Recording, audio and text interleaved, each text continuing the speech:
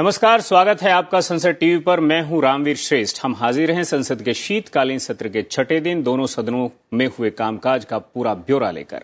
हमारे खास कार्यक्रम सदन दिन भर के साथ दिखाएंगे सब कुछ विस्तार से, लेकिन आगे बढ़ने से पहले एक नजर सुर्खियों पर।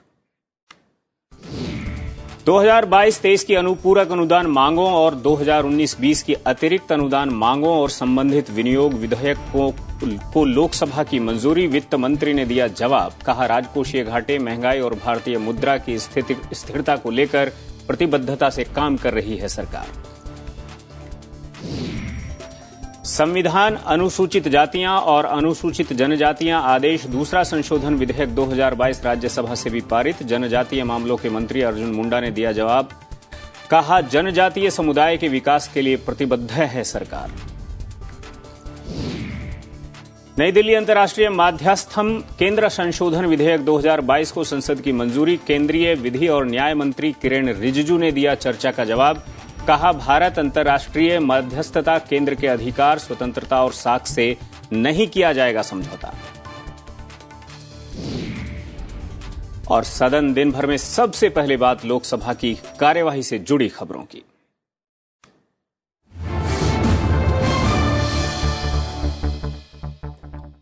लोकसभा ने 2022-2023 के लिए अनुदान की अनुपूरक मांगों के पहले बैच और 2019-20 के लिए अनुदान की अतिरिक्त मांगों और इनसे संबंधित विनियोग विधेयकों को मंजूरी दे दी। चर्चा का जवाब देते हुए वित्त मंत्री निर्मला सीतारमण ने कहा कि वर्तमान वैश्विक परिदृश्य में भारतीय अर्थव्यवस्था दुनिया की विभिन्न उभरती अर्थव्यवस्थाओं की तुलना में मजबूत और दबाव झेलने में समर्थ है। उन्होंने साफ किया कि सरकार राजकोषीय घाटे, महंगाई और भारतीय मुद्रा की स्थिरता को लेकर प्रतिबद्धता से काम कर रही है। महंगाई पर विपक्षी दलों के सवालों पर वित्त मंत्री ने कहा कि बीते समय में महंगाई में लगातार कमी आई है और सरकार इसे और कम करने की दिशा में काम कर रही है। उन्होंने कहा कि एनपीए में भी तेजी से कमी आ रही है और सरकार ने बेहतर तरीके से इसे संभाला है। WPI inflation comes to 21 months में सबसे लोवेस्ट में आया है। 5.85% year on year November 22. WPI inflation was 8.39% in October, whereas in November it's 5.85%. Food inflation, sir. Food inflation is at 2.17% versus 6.48 month on month. So, inflation management or inflation control, Prime Minister Modi and his group of ministers and officers are constantly watching and taking periodic intervention measures. As a result, you find the results coming here. रुपए की कीमत में गिरावट को लेकर विपक्ष के आरोपों को खारिज करते हुए वित्त मंत्री ने कहा कि भारतीय मुद्रा दुनिया के अन्य महत्वपूर्ण देशों की मुद्रा की तुलना में मजबूत हुई है। साथ ही अमेरिकी डॉलर के संदर्भ में अन्य उभरती अर्थव्यवस्थाओं की तुलना में भी रुपया मजबूत हुआ है। It is a matter of fact. Every report has told you that Indian rupee against every other currency has only strengthened. Against the dollar, we have performed much better than many other emerging market economies. I will detail out the information. संविधान, अनुसूचित जनजातियां आदेश दूसरा संशोधन विधेयक 2022 पर लोकसभा में विस्तृत चर्चा हुई। जनजातीय मामलों के मंत्री अर्जुन मुंडा ने विधेयक पर विचार का प्रस्ताव किया। उन्होंने कहा कि इसमें तमिलनाडु की नारी, कुरवर और कुरु विकिरण पहाड़ी जनजातियों को अनुसूचित जनजाति की सूची में शामिल करने का प्रावधान है। विधेयक पर चर्चा में कांग्रेस, बीजेपी समेत विभिन्न दलों के सांसदों ने हिस्सा लिया और अपने विचार रखे। बिल्कुल ऐसे इकदाम किए जाए ताकि इसका कल्याण हो। There is no effective control of the Scheduled Caste Commission and Scheduled Tribe Commission in this particular thing. The health of the Scheduled Caste people Scheduled Tribe people is far low. 42% of the children are anemic, and about 70 to 65% of women among the Scheduled Caste are anemic. Therefore, necessary corrective measures to be taken. Sir, I am happy to accept the bill to be passed in the House. I support this bill. सरकार ये bill लाई जिसके अनुसूचित जनजाति समाज के उत्थान हेतु प्रभावी कदम उठाया जाए। देश के अलग अलग भागों में कुछ पिछड़े जनजातियां हैं, अभी भी उनको सूचित नहीं किया गया है। इस बिल के माध्यम से ये किया जाएगा। अध्यक्ष महोदय, महाराष्ट्र का विशेषतः महाराष्ट्र का पश्चिम महाराष्ट्र एरिया में धनगर करके एक जनजाति है जिसको पिछड़ा समाज के अंदर आ जाती है, उन्हें आज भी अधिसूचित नहीं किया जा रहा है। They have been facing problem since colonial India to the present time. The tribal population of the country as per 2011 census report is 10.43 crore, constituting 8.6% of the total population. 89.97% of them live in rural areas and 10.03% in urban areas. Inclusion of more tribes into the list of scheduled tribes is surely a welcoming step. कि उन्होंने कहा था पहली cabinet, उसके बाद हफ्ते में एक तो कैबिनेट होती है, 5 साल में पता नहीं कितनी कैबिनेट। मेरा तो गणित इतना अच्छा नहीं है, लेकिन हर हफ्ते की आप ही के लिए 200-300 कैबिनेट तो हो चुकी है। अभी तक तो धनगरों का आरक्षण मिला नहीं है, ना मराठा समाज को मिला है, ना लिंगायतों को मिला, ना मुसलमानों को मिला। मेरी सिर्फ केंद्र सरकार की विनती है कि ये पीस बाय पीस मील जो आप लाते हैं, उस हिसाब से एक व्यापक तरीके से इन सब समाजों की जो मांग है वो पूरा एक कॉम्प्रिहेंसिव बिल बनाइए और आप चर्चा कीजिए। इसी से एक बदलाव अच्छा आ सकता है। लोकसभा में कांग्रेस सहित विपक्षी दलों के सदस्यों ने अरुणाचल प्रदेश के तवांग सेक्टर में भारत और चीन के सैनिकों के बीच पिछले दिनों हुई झड़प के मुद्दे को फिर से उठाया और इस पर चर्चा की मांग की। हालांकि आसन की ओर से चर्चा की अनुमति नहीं मिली। लोकसभा अध्यक्ष ओम बिरला ने कहा, इस विषय पर कार्य मंत्रणा समिति की बैठक में फैसला होगा। इसके बाद कांग्रेस, टीएमसी, एनसीपी समेत विभिन्न विपक्षी दलों के सदस्यों ने सदन से वॉकआउट किया। प्रश्नकाल के दौरान गतिरोध कर रहे सदस्यों को समझाते हुए लोकसभा अध्यक्ष ओम बिरला ने कहा कि ये सरकार से सवाल पूछने का समय होता है, इसलिए इसका सदुपयोग करना चाहिए।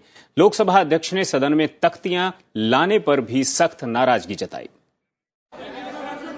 आप एक बात बताइए, प्रश्नकाल आप सबका है, क्या प्रश्नकाल को नहीं चलाना चाहते आप?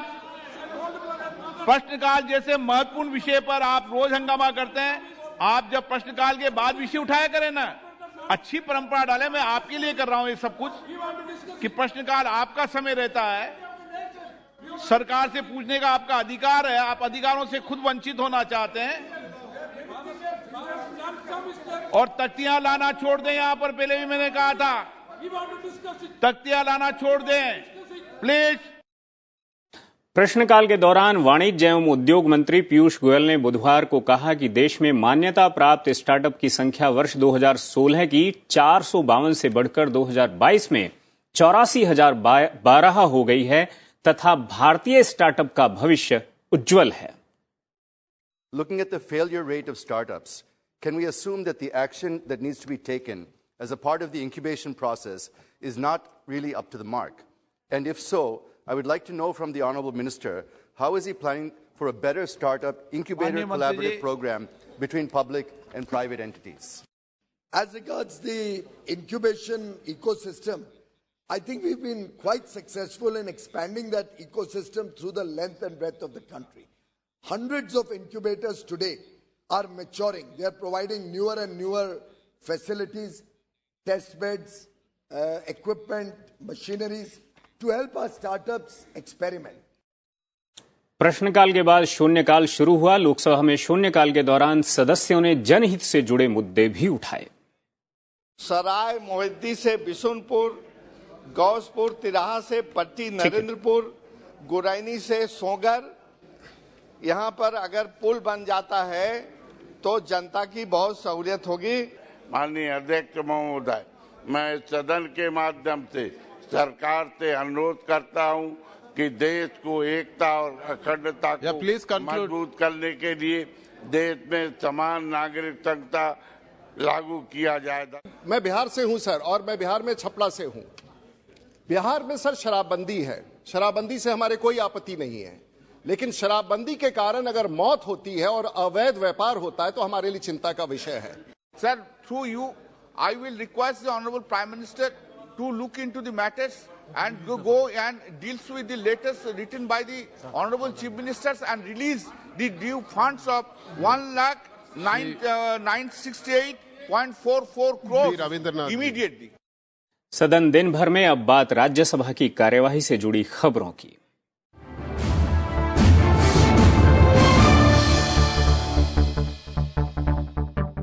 राज्यसभा ने संविधान, अनुसूचित जातियां और अनुसूचित जनजातियां आदेश दूसरा संशोधन विधेयक 2022 को चर्चा के बाद ध्वनिमत से पारित कर दिया। बिल में उत्तर प्रदेश के गोंड समुदाय को अनुसूचित जाति से निकालकर अनुसूचित जनजाति सूची में डालने का प्रावधान है।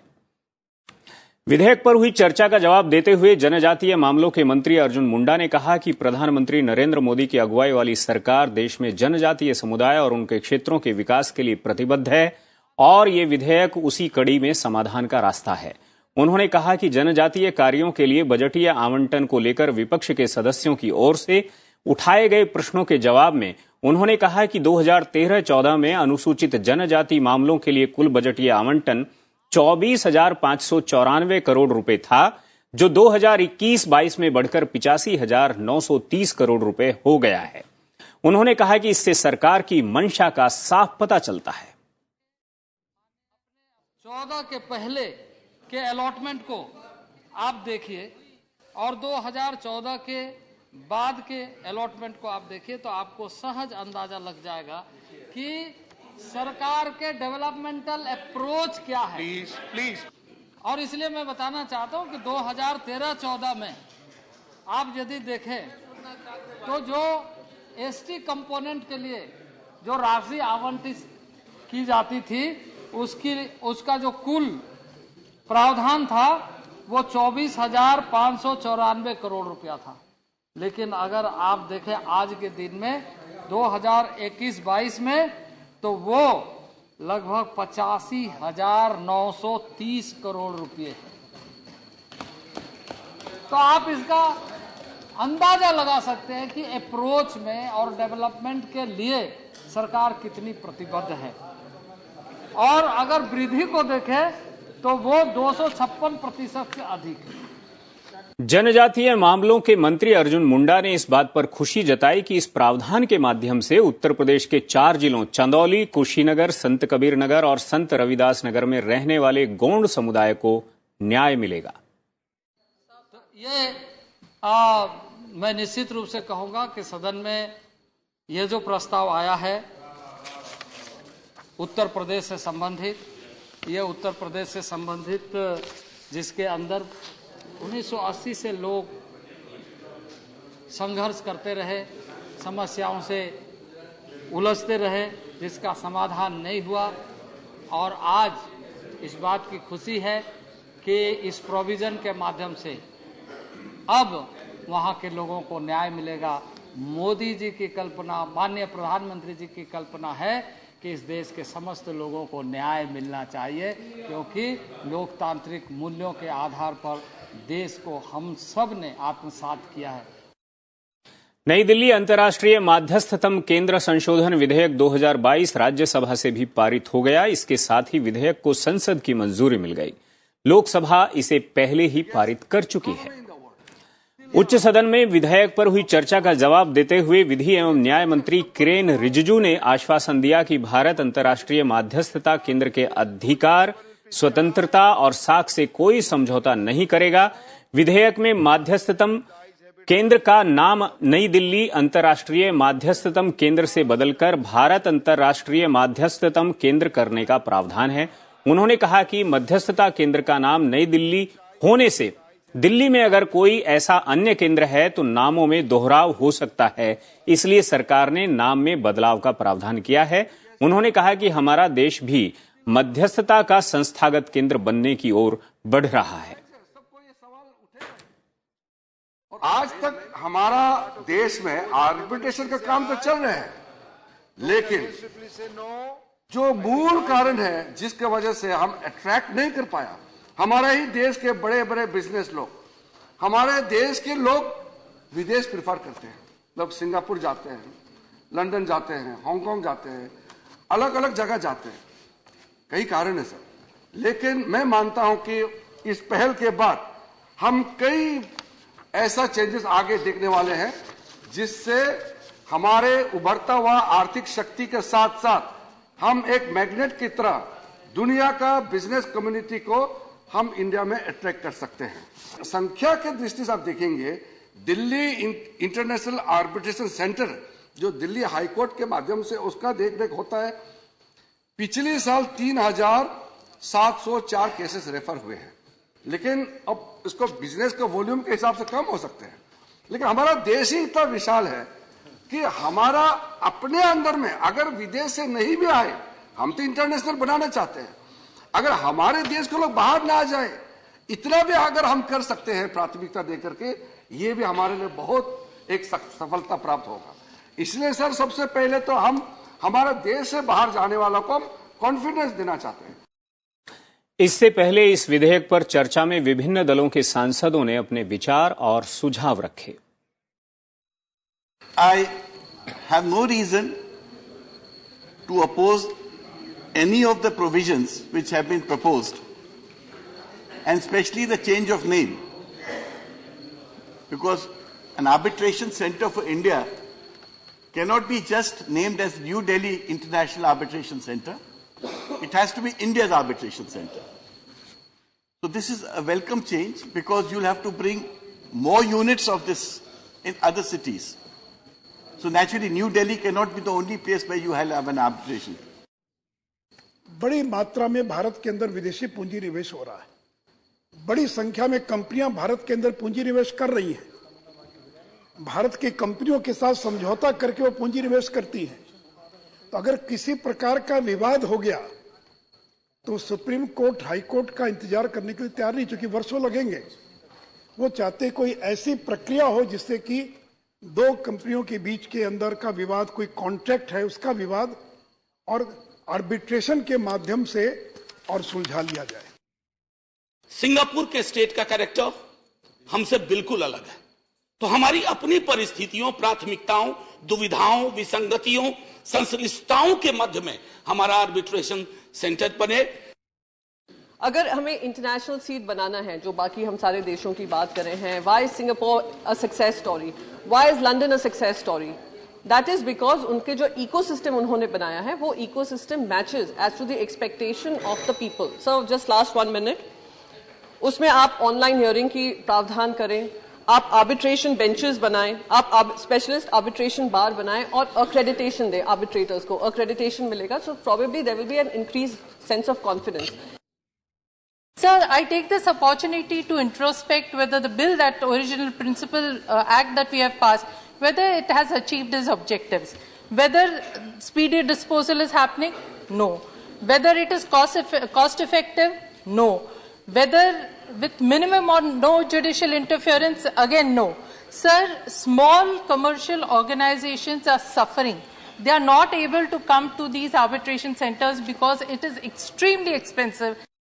राज्यसभा में भी कांग्रेस सहित विपक्षी दलों के सदस्यों ने अरुणाचल प्रदेश के तवांग सेक्टर में भारत और चीन के सैनिकों के बीच पिछले दिनों हुई झड़प के मुद्दे को फिर उठाया और इस पर चर्चा की मांग की। हालांकि आसन की ओर से चर्चा की अनुमति नहीं मिलने पर कांग्रेस, टीएमसी, एनसीपी और आरजेडी समेत विभिन्न विपक्षी दलों के सदस्यों ने सदन से वॉकआउट किया।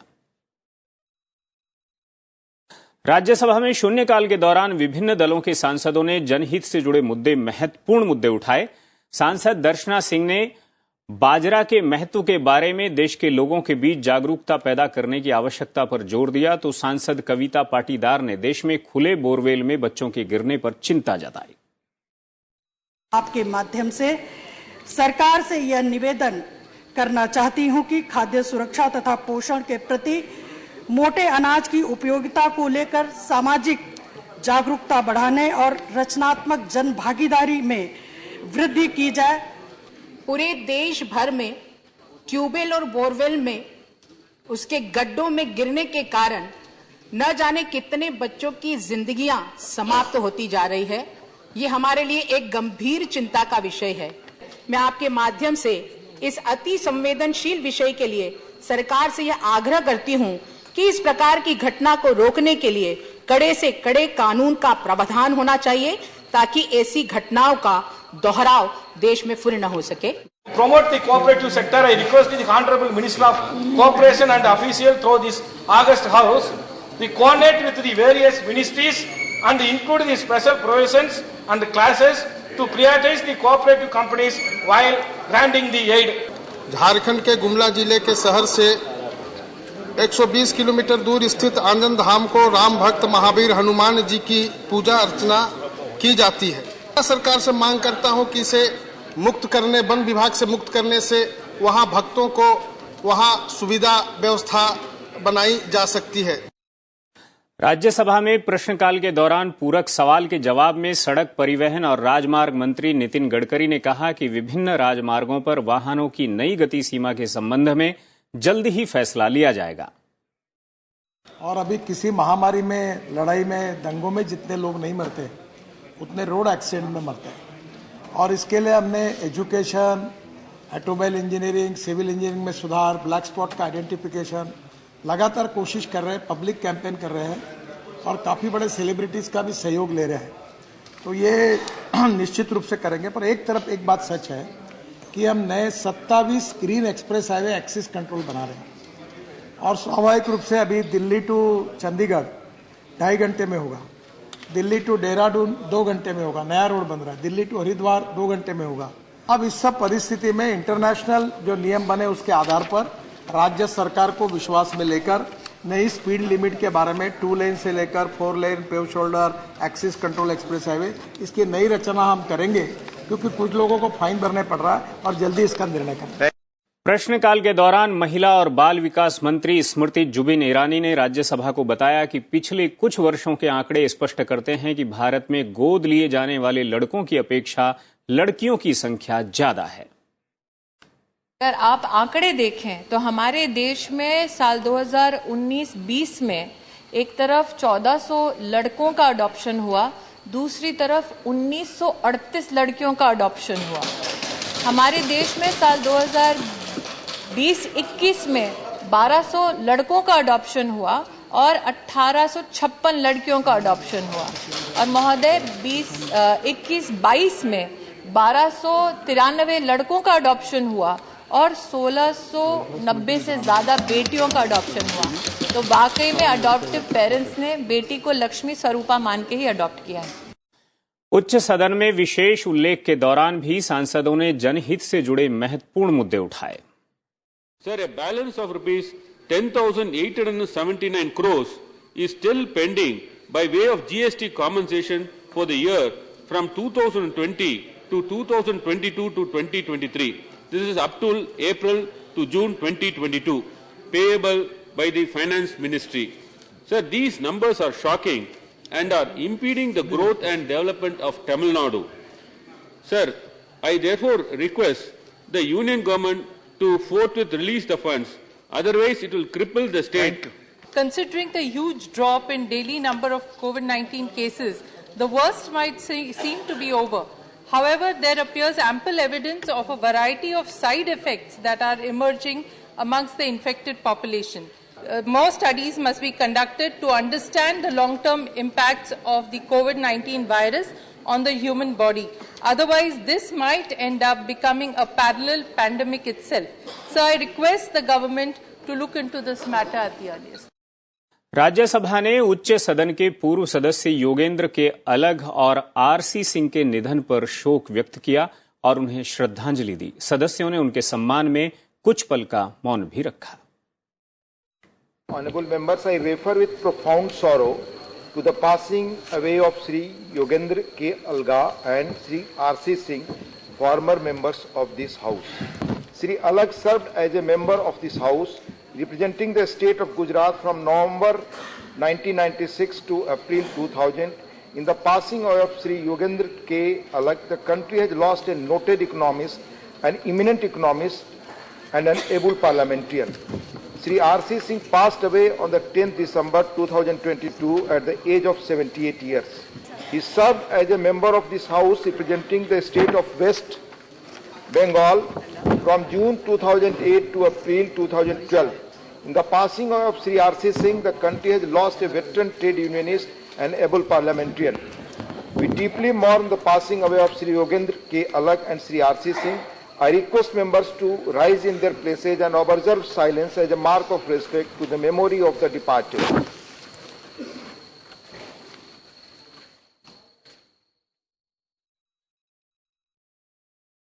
राज्यसभा में प्रश्नकाल के दौरान उस समय सदस्य अपनी हंसी नहीं रोक पाए जब जनजातीय मामलों के मंत्री अर्जुन मुंडा ने कहा कि वो अर्जुन हैं और अर्जुन और एकलव्य का संवाद नए तरीके से प्रारंभ होगा।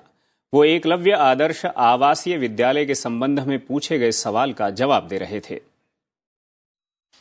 जो हमारे ऐतिहासिक पृष्ठभूमि है, जो ग्रंथ है, उसके अनुसार एकलव्य मॉडल रेसिडेंशियल स्कूल का नामांकन किया गया है।